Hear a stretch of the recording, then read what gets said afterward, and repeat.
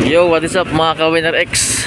Magandang araw sa ating lahat. At yun nga, meron na akong kunting tips sa mga nagbabalak na magbabalak na magkakabit sa ganitong klaseng lever, RCB lever na ganitong design. Ganitong design lang guys ha, di ko sure sa iba kung pagka-parehas lang kasi marami na kasing nag-tutorial kung paano ikabit, hindi man lang sinabi yung maging resulta. So guys, sabihin ko sa inyo, pagka ganito guys yung lever ninyo, patayin muna natin.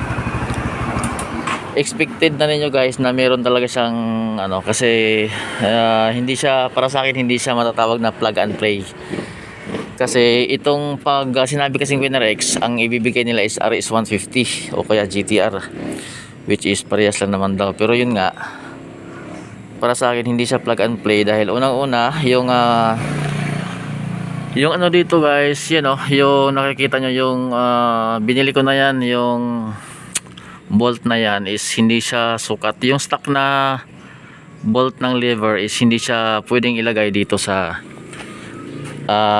RCB kasi nga mas malaki yung bolt ng stock kasi mas malaki yung butas. So yung sa kabila naman, ito yung plug and play, walang problema dyan, goods na goods yan, pogi-pogi naman sana. Gusto ko kasi guys yung ganitong design kasi maiksi lang siya. Ayoko nung ibang design ng RCB kasi mahaba. Kaya nga tayo nagpalit kasi para mas paiksi, nahabaan ako dun sa stock. So yun guys, kailangan nyo magpalit ng lever na bolt nung na sukat dito. Nakasukat ng lever sa kabila. Same na sila ng sukat. Mas maliit kasi yung sukat ng bolt sa brake or sa kanan kaysa kaliwa. Tapos pangalawa ko guys ditong hindi nagustuhan kasi nga nawawala yung sensor natin, sensor ng clutch. Ibig sabihin kapag nakapremira tayo at mapindot natin yung start, umaandar siya. So sample natin guys ito, i-on natin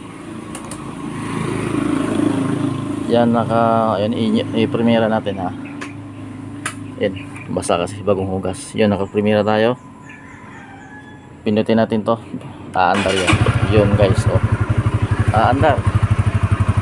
So nawawala yung hindi gumagana yung sensor ng clutch natin. Hindi gumagana yung sensor ng clutch natin kapag ganitong klaseng lever guys yung bilhin natin or bilhin ninyo. So much better magtanong-tanong muna tayo yung gagana yung sensor pag ganito lang naman, sa ganitong design lang naman. Pangatlo ko dito na hindi na gustuhan din is hindi siya plug and play talaga. Masasabi ko hindi siya plug and play kasi yung cable, napansin niyo yung cable, sumasabit siya sa may pansinin niyo guys to. Sumasabit siya sa may gilid ng bakal. So kumakayod siya pag pinipiga natin. So katagalan possible na magkaroon ng problema. So yun lang naman guys. Maiksi lang naman yung video natin. Tips lang naman to sa mga nagbabalag na magpapalit ng lever na ganitong design. So magtanong-tanong muna tayo dahil nga mas maganda talaga kung meron talaga pang Winner X. Wala naman kasing pang Winner X talaga. RS150 yung binibigay ng mga nagtitinda sa atin, which is hindi naman siya talaga plug and play. So yun lang naman guys, konting difference lang, pero yun nga yun lang yung masasabi ko, hindi siya plug and play talaga. So yun lang guys, ingat, ride safe sa atin lahat.